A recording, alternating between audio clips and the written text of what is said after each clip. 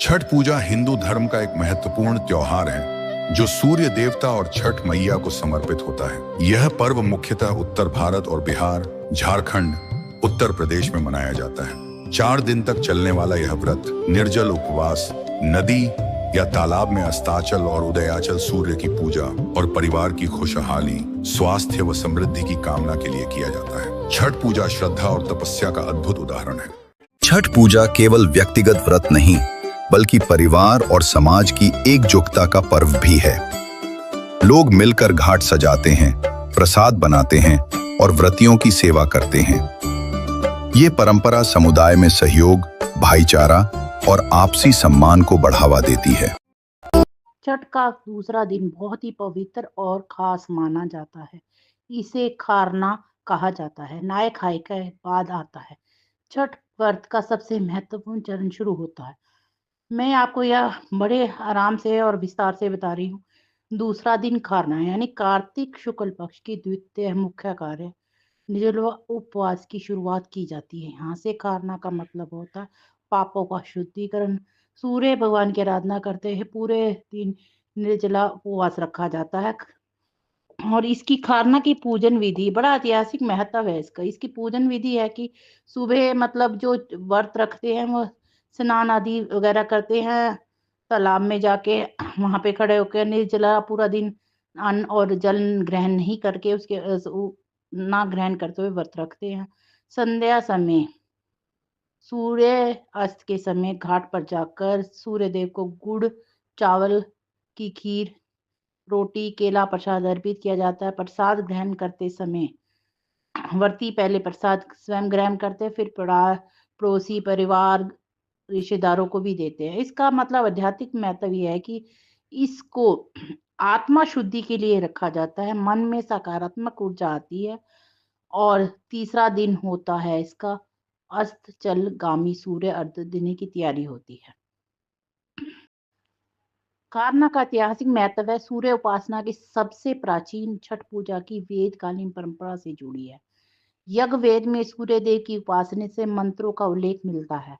खारना का यह दिन जब वह समय है जब जो भी व्रत रखता है मन, वचन, शरीर शुद्ध को सूर्य देव के प्रति यानी छठ मैया के प्रति समर्पित होता है। प्राचीन काल में इसे षष्ठी व्रत भी कहा जाता था और सूर्य पुत्री है छठी मैया की आराधना की जाती है। यानी सूर्य की जो पुत्री है उसकी आराधना की जाती है, जिसे हम छठ मैया कहते हैं। त्रेता युग में से इसने माता सीता ने भी इस व्रत को रखा था, जो कि मैंने पार्ट 1 में आपको बताया था कि ये बहुत प्राचीन काल से चला आ रहा है। इसका आध्यात्मिक और ऐतिहासिक महत्व यही है कि यह व्रत वंश की सुख समृद्धि संतान प्राप्ति के लिए किया जाता है और इसमें सूर्य देव की उपासना, सूर्य देव की और छठ मैया की उपासना की जाती है।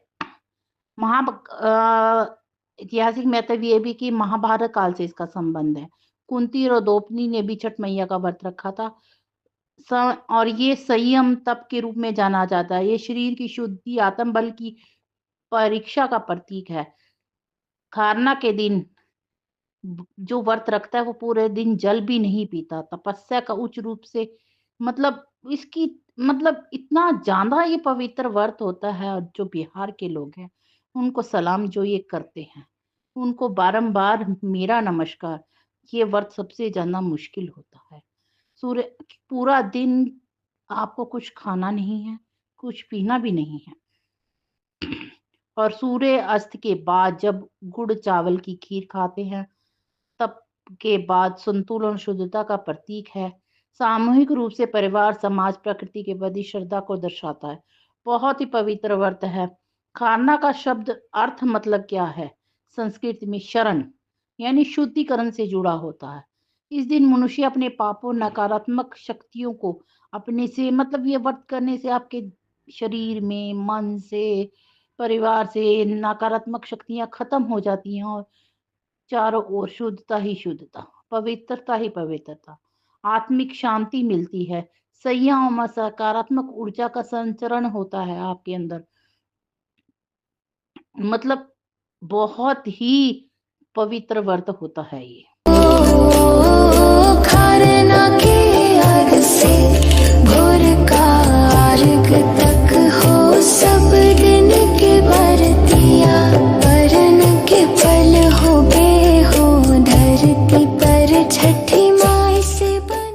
छठ पूजा में ठेकुआ और फल विशेष प्रसाद के रूप में बनाए जाते हैं। ठेकुआ गुड़ और आटे से बनता है और इसे सूर्य देव को अर्पित किया जाता है। यह मिठाई व्रत और तपस्या का प्रतीक है। प्रसाद को परिवार और मित्रों में बांटना श्रद्धा और सामुदायिक भावना की परंपरा है। ओम सूर्याय नमः, ओम आदित्याय नमः। यह मंत्र भगवान सूर्य को समर्पित है, जो जीवन, ऊर्जा और प्रकाश के स्रोत हैं।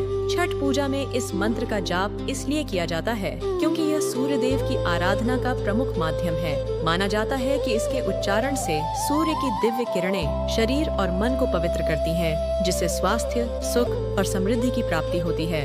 यह मंत्र छठी मैया की कृपा पाने और जीवन में सकारात्मक ऊर्जा बनाए रखने में अत्यंत उपयोगी है। छठ के त्योहार हो बाबू पूजा छठी मैया, बाबू पूजा छठी मैया।